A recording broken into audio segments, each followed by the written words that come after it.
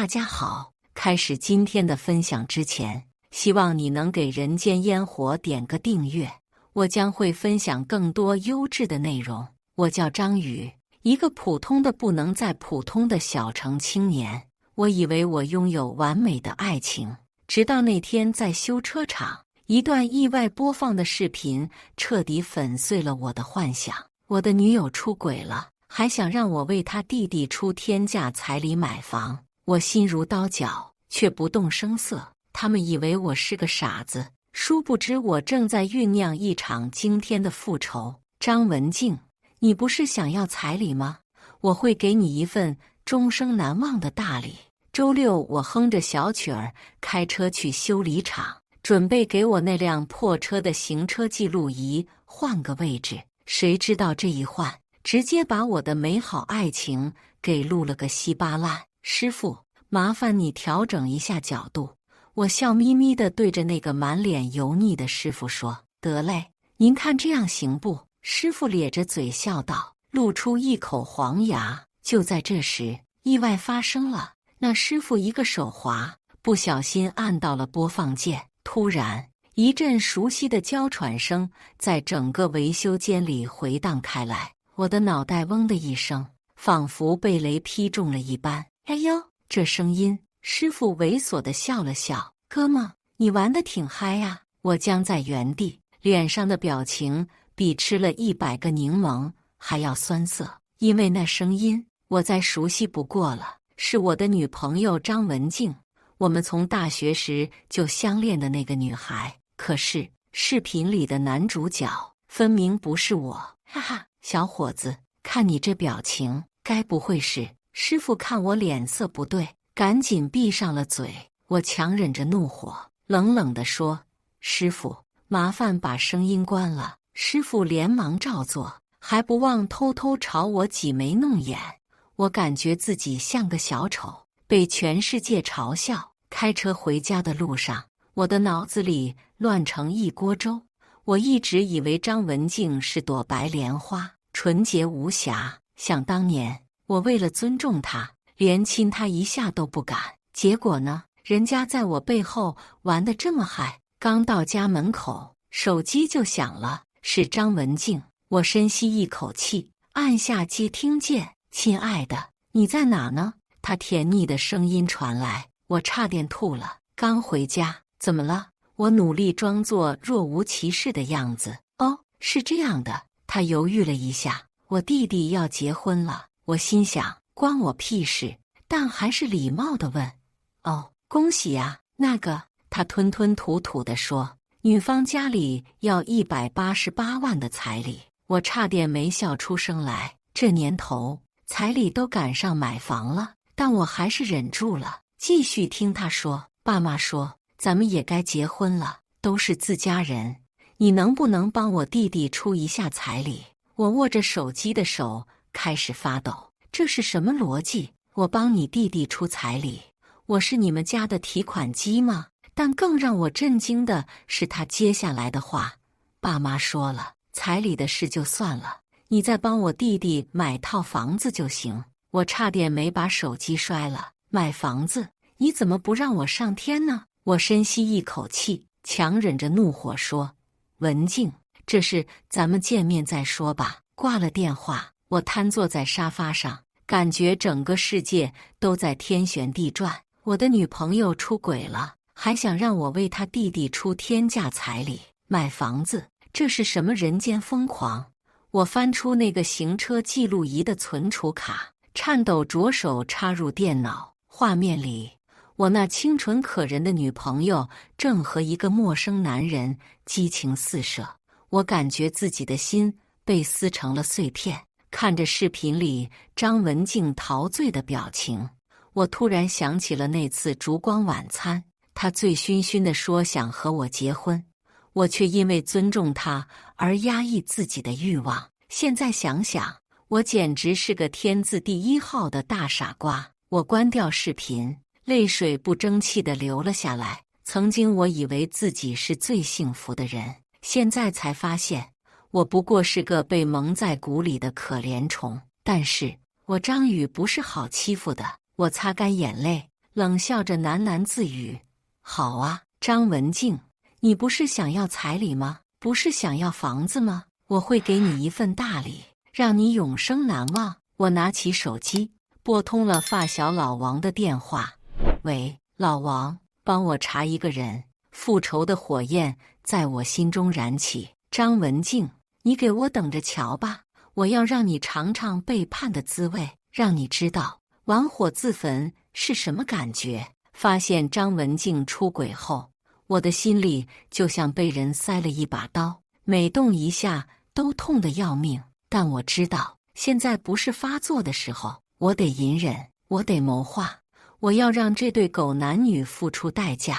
第二天，張文靜約我去他家吃飯，我掛上了人畜無害的微笑，心想：好啊，我倒要看看你們一家子還能演什麼戲。走進張文靜家的院子，撲面而來的是一股農村特有的泥土味和雞屎味的混合體，我不由得皺了皺眉，心想這味道還真是絕了，難怪張文靜總嫌棄我家太簡陋。張宇來了，快進來坐。張文靜的媽媽笑得比花還燦爛，仿佛我是什麼稀世珍寶。我心裡冷笑，暗道：老太婆，你笑得再燦爛也沒用，你女兒幹的好事我可都知道呢。剛坐下，張文靜就往我懷裡鑽，撒嬌道：親愛的，你考慮的怎麼樣了？我弟弟的事。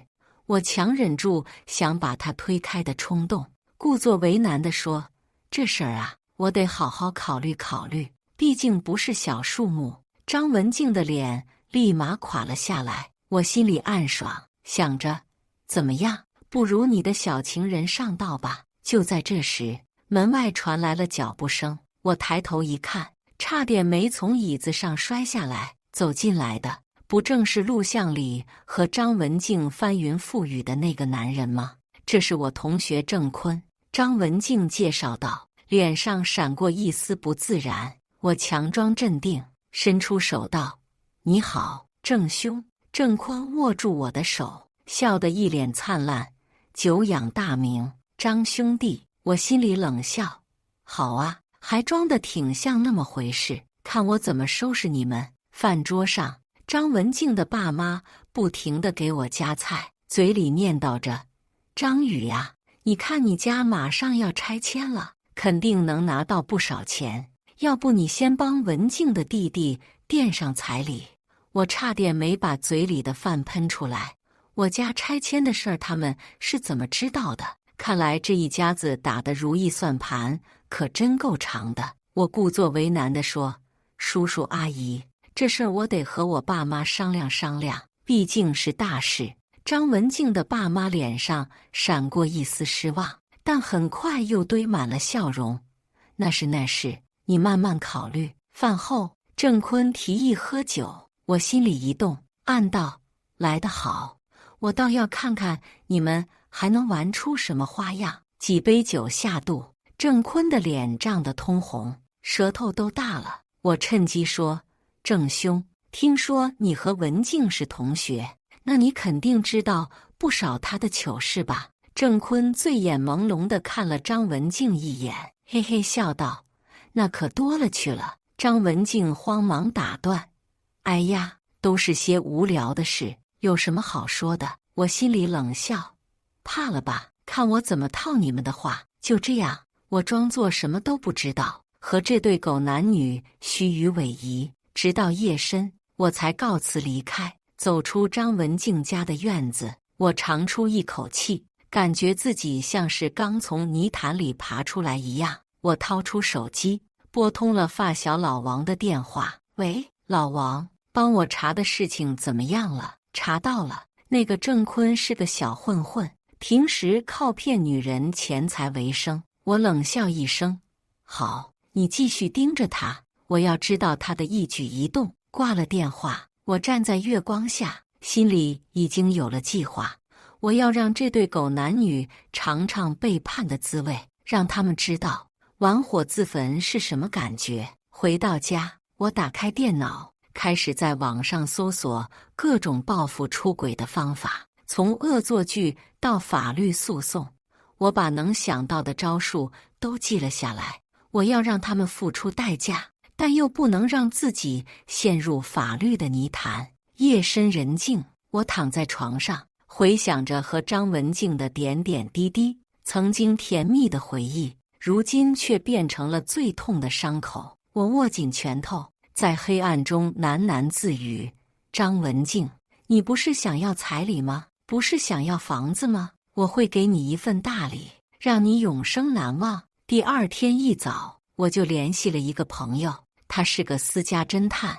我把情況簡單說了一下，他聽完後嘖嘖稱奇：兄弟，你這遭遇可真是……我苦笑道：別提了，你就說能不能幫我盯梢？沒問題，包在我身上。就這樣，我開始了我的復仇計劃。白天，我照常上班，裝作若無其事的樣子。晚上，我則和朋友們商討計劃，收集證據。我要讓張文靜和鄭坤知道，他們惹錯了人。我要讓他們嘗嘗被背叛的滋味，讓他們體會什麼叫做真正的痛苦。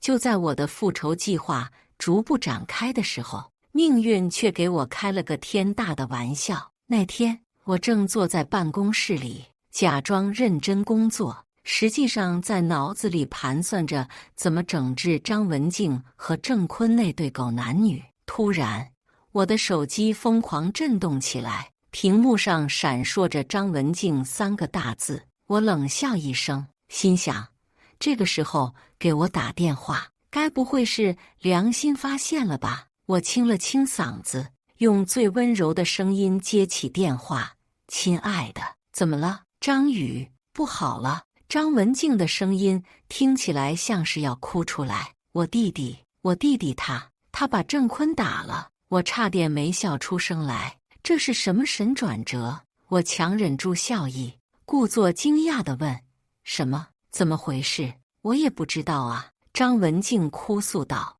我弟弟說他聽到鄭坤說要對你不利，就用磚頭把他打了。現在鄭坤在醫院，情況很嚴重。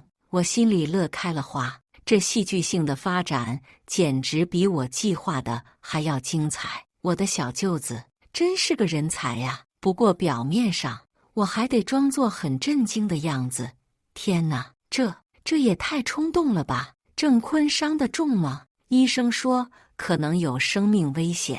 張文靜的聲音顫抖着：張宇，你能不能來醫院一趟？我不知道該怎麼辦。我在心裡翻了個白眼，心想，你不是有你的小情人嗎？怎麼這時候想起我來了？但我還是答應了下來，畢竟這可是個絕佳的機會。掛了電話，我立刻給我那個私家偵探朋友打了個電話，讓他去醫院盯着點。然後我請了個假，開車直奔醫院。在醫院，我看到張文靜蜷縮在角落裡，臉上的妝都哭花了。她一見到我，就像抓到了救命稻草一樣撲了過來。張宇，你終於來了，她抽泣着說。我輕輕拍了拍她的背，心裡卻在冷笑。接着演，我故作關切地問：鄭坤現在怎麼樣了？還在搶救？張文靜擦了擦眼淚，醫生說情況不太樂觀。我點點頭，裝作很擔心的樣子。那你弟弟呢？警察把他帶走了。張文靜說着又要哭出來。張宇，你說我弟弟會不會坐牢啊？我心裡暗笑，這下可好，一石二鳥，不僅鄭坤遭殃，連張文靜的弟弟也栽了。我假裝安慰道：別擔心，我們先看看鄭坤的情況吧。如果他沒事，你弟弟應該不會有太大問題。就在這時，手術室的門開了，一個醫生走了出來，臉色凝重。病人家屬在嗎？醫生問道。張文靜連忙站起來。我是他朋友。醫生嘆了口氣，病人的情況很不樂觀，頭部受到嚴重創傷，可能會造成永久性腦損傷，現在還在昏迷中，能不能醒過來還不確定。聽到這個消息，張文靜癱坐在地上，嚎啕大哭起來。我在一旁看着這一幕，心裡卻在偷笑。這下有好戲看了。我蹲下身，假裝安慰張文靜：“別哭了，現在最重要的是想辦法救人。”張文靜抬起頭，眼淚汪汪地看着我：“張宇，你能不能幫幫我？我真的不知道該怎麼辦。”我心裡冷笑，終於露出真面目了吧？平時不是挺能耐的嗎？現在知道求我了，但我表面上還是一副好人的樣子。你先別着急，我們先看看能不能聯繫到鄭坤的家人。就在這時，我的手機響了，是我那個私家偵探朋友。喂，老王，怎麼了？我走到一邊接起電話。兄弟，我剛查到一個勁爆的消息。老王的聲音裡帶着興奮。你猜怎麼着？那個鄭坤是個慣犯，他專門騙女人感情和錢財，已經有好幾個受害者了。我聽了這個消息，心裡簡直要笑開了花。這真是天助我也呀！我強忍住笑意，對老王說：“好，我知道了，你繼續盯着，有什麼新情況隨時告訴我。”掛了電話，我轉身看向還在哭泣的張文靜，心裡已經有了主意。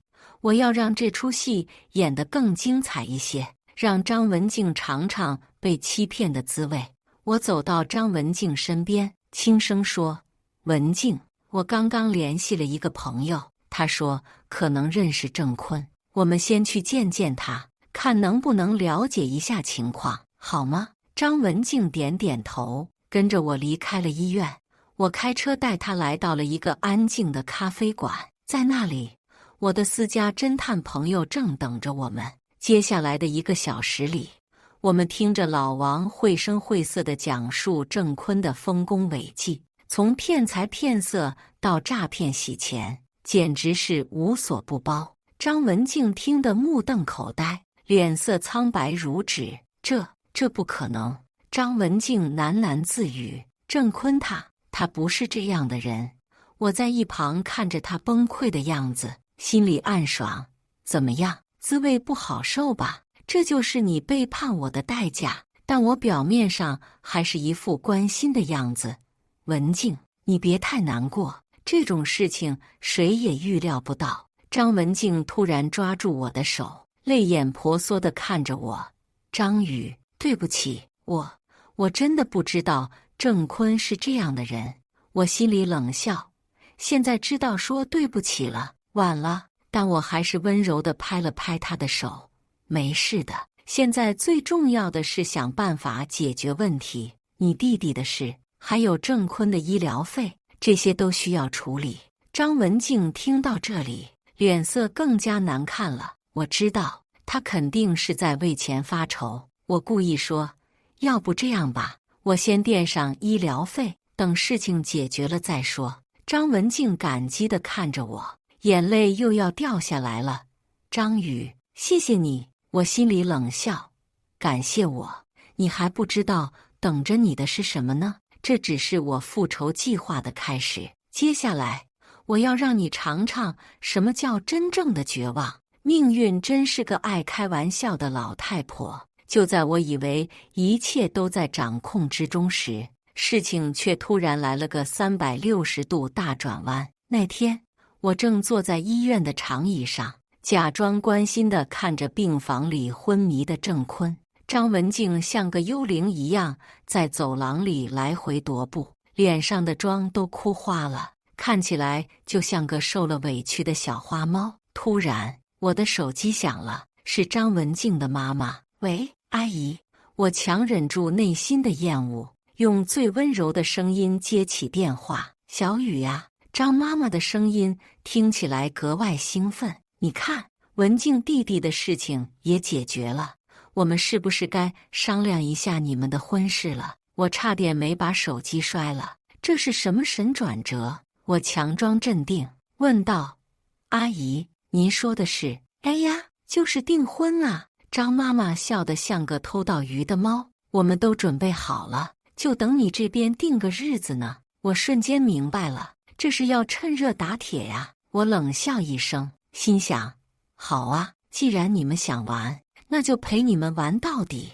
我裝作很高興的樣子，說：好啊，阿姨，那就這週6吧，我們好好慶祝一下。掛了電話，我看向張文靜，她正用期待的眼神看着我。我心裡冷笑：看什麼看？等着瞧吧，我會給你一個終生難忘的驚喜。週6很快就到了，張家張燈結綵，俨然一副喜慶的模樣。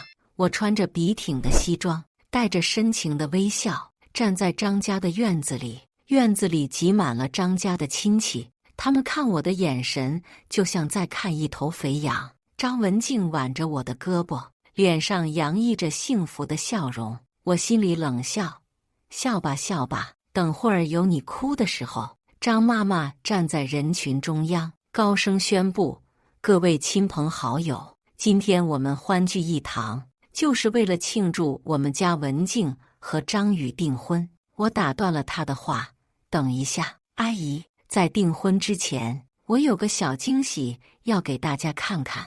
我從口袋裡掏出一個 U 盤，插入了早已準備好的投影儀。瞬間，院子的牆上出現了一個巨大的畫面，畫面裡赫然是張文靜和鄭坤在車裡翻雲覆雨的場景。現場瞬間安靜的連針掉在地上都能聽見。